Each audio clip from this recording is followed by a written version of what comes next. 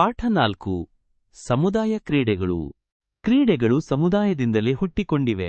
ತಮ್ಮ ಬಿಡುವಿನ ಸಮಯವನ್ನು ಕಳೆಯಲು ಜನರು ಕಂಡುಕೊಂಡ ಒಂದು ಮಾರ್ಗ ಕ್ರೀಡೆ. ಕ್ರೀಡೆಗಳು ಸಮುದಾಯದಲ್ಲಿನ ವ್ಯಕ್ತಿಗಳ ಸಂಬಂಧವನ್ನು ಹೆಚ್ಚಿಸುತ್ತವೆ. ಸಮುದಾಯದಲ್ಲಿನ ಹಿರಿಯರು ಮತ್ತು ಕಿರಿಯರು ಒಟ್ಟಿಗೆ ಕೂಡಿಯಾಡುವ ಅವಕಾಶವನ್ನು ಕಲ್ಪಿಸುತ್ತವೆ. ಜನರು ಮನೋರಂಜನೆಗಾಗಿ ಮತ್ತು ದೈಹಿಕ ವ್ಯಾಯಾಮಕ್ಕಾಗಿ ಕಂಡುಕೊಂಡ ಚಟುವಟಿಕೆಗಳೇ ಕ್ರೀಡೆಗಳು. ಆಟ, ಯೋಗ, ದೈಹಿಕ ವ್ಯಾಯಾಮಗಳನ್ನು ನಿಯಮಿತವಾಗಿ ಮಾಡುವುದರಿಂದ ದೈಹಿಕ ಮತ್ತು ಮಾನಸಿಕ ಆರೋಗ್ಯ ವೃದ್ಧಿಸುತ್ತದೆ. ಆರೋಗ್ಯವನ್ನು ಕಾಪಾಡಲು ಪ್ರತಿದಿನವೂ ತಪ್ಪದೆ ಮಾಡುವಂಥ ವ್ಯಾಯಾಮಗಳು: ಯೋಗಾಸನ ಮಾಡುವುದು, ಜಿಮ್ಗಳಲ್ಲಿ ದೈಹಿಕ ಕಸರತ್ತು ಮಾಡುವುದು, ಏರೋಬಿಕ್ಸ್ ವ್ಯಾಯಾಮ ಮಾಡುವುದು, ಫುಟ್ಬಾಲ್ ಆಡುವುದು.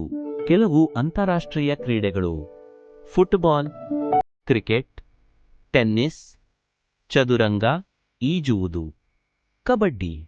ಕೆಲವು ಸಾಹಸ ಕ್ರೀಡೆಗಳು: ಪರ್ವತಾರೋಹಣ, ಆಕಾಶನೆಗೆತ, ತೆಪ್ಪದಾಟ, ಪರ್ವತ ಕಾಲುಬಂಡಿ, ಪರ್ವತ ಚಾರಣ.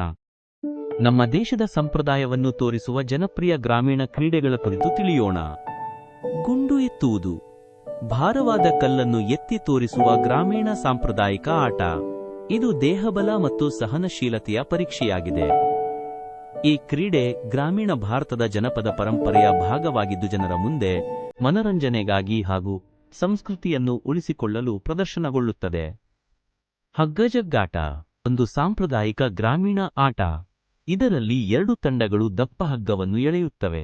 ಪ್ರತಿ ತಂಡವು ಎದುರಾಳಿ ತಂಡವನ್ನು ತಮ್ಮ ಬದಿಗೆ ಎಳೆಯುವ ಪ್ರಯತ್ನ ಮಾಡುತ್ತದೆ. ಹೆಚ್ಚು ಶಕ್ತಿ ಮತ್ತು ಒಗ್ಗಟ್ಟಿನಿಂದ ಹಗ್ಗವನ್ನು ಎಳೆದ ತಂಡವೇ ಗೆಲ್ಲುತ್ತದೆ. ಕುಸ್ತಿ ಒಂದು ಸಾಂಪ್ರದಾಯಿಕ ಕ್ರೀಡೆ. ಇದರಲ್ಲಿ 2 ಪೈಲ್ವಾನರು ಮಣ್ಣಿನ ಅಖಾಡದಲ್ಲಿ ಬಲಪ್ರಯೋಗ ತಂತ್ರ ಮತ್ತು ದೇಹದ ಚಾಕಚಕ್ಯತೆಯಿಂದ ಎದುರಾಳಿಯನ್ನು ನೆಲಕ್ಕೆ ಅಂಟಿಸುವ ಪ್ರಯತ್ನ ಮಾಡುತ್ತಾರೆ. ಹೆಚ್ಚು ಬಲತಾಳ್ಮೆ ಮತ್ತು ಕೌಶಲ್ಯ ಹೊಂದಿದವನು ಗೆಲ್ಲುತ್ತಾನೆ.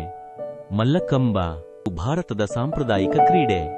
ಇದರಲ್ಲಿ ಆಟಗಾರರು ತಮ್ಮ ದೇಹದ ಸಮತೋಲನ ಬಲ ಮತ್ತು ಚಾಕಚಕ್ಯತೆಯನ್ನು ಬಳಸಿಕೊಂಡು ಕಂಬದ ಮೇಲೆ ನಿಂತು ವಿವಿಧ ಕಸರತ್ತುಗಳನ್ನು ಪ್ರದರ್ಶಿಸುತ್ತಾರೆ. ಇದು ದೇಹದ ಬಲ ಮತ್ತು ಕೌಶಲ್ಯವನ್ನು ವೃದ್ಧಿಸುವ ಕ್ರೀಡೆ. ದೋಣಿ ಸ್ಪರ್ಧೆಗಳು ನೀರಿನಲ್ಲಿ ನಡೆಯುವ ದೋಣಿ ಓಟ. ಹಲವರು ಒಟ್ಟಾಗಿ ಕುಳಿತು ಒಂದೇ ಸಮಯದಲ್ಲಿ ಚಪ್ಪಟೆ ಹೊಡೆದು ದೋಣಿಯನ್ನು ಮುಂದೆ ಸಾಗಿಸುವ ಆಟ. ಈ ರೀತಿಯ ಎಲ್ಲಾ ಕ್ರೀಡೆಗಳು ನಮ್ಮ ದೇಹಾರೋಗ್ಯವನ್ನಷ್ಟೇ ಅಲ್ಲದೆ ಸಂಸ್ಕೃತಿ ಮತ್ತು ಸಮುದಾಯದ ಒಗ್ಗಟ್ಟನ್ನು ಕಾಪಾಡುವ ಮಹತ್ವದ ಪಾತ್ರ ವಹಿಸುತ್ತವೆ. ಹೆಚ್ಚಿನ ಆಸಕ್ತಿದಾಯಕ ವಿಷಯಗಳಿಗಾಗಿ ಸಬ್ಸ್ಕ್ರೈಬ್ ಆಗಿ ನಮ್ಮ ಲೈಬ್ರರಿ.